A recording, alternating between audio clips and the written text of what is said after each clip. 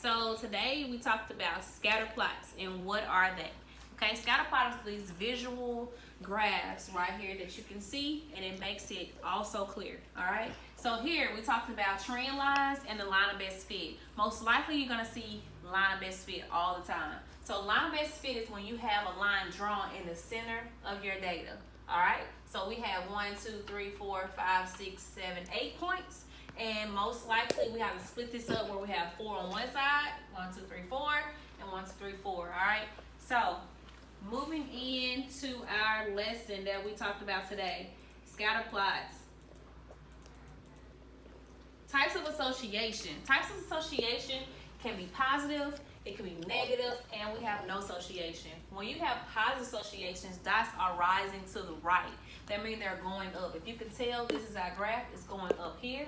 That is positive. Positive, even this way, is going up. It's the same. But the difference between positive strong and a positive weak is, you see how tight these dots are? That's how you know that your lines are strong, okay? So when they're spread out, that means they're weak. Just like in a negative association. When the dots are going down, this is how you know they are negative, when they're going down to the right.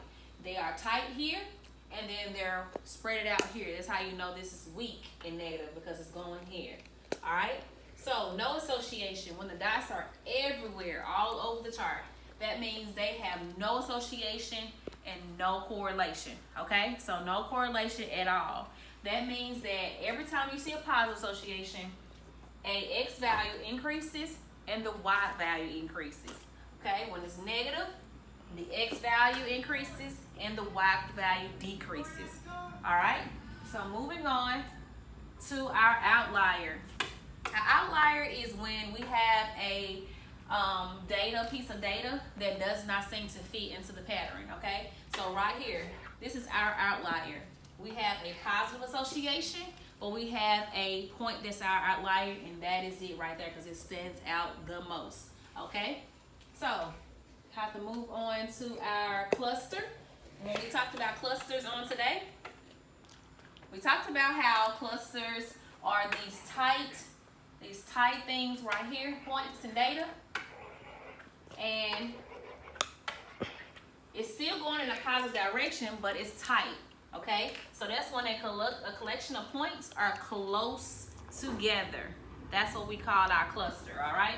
So moving on. We have to go into linear and nonlinear. When linear and nonlinear, how you know these linear and nonlinear? Because linear relationships have straight lines. Either it's going positive or negative, all right? When you have nonlinear, they are making a half of a U shape.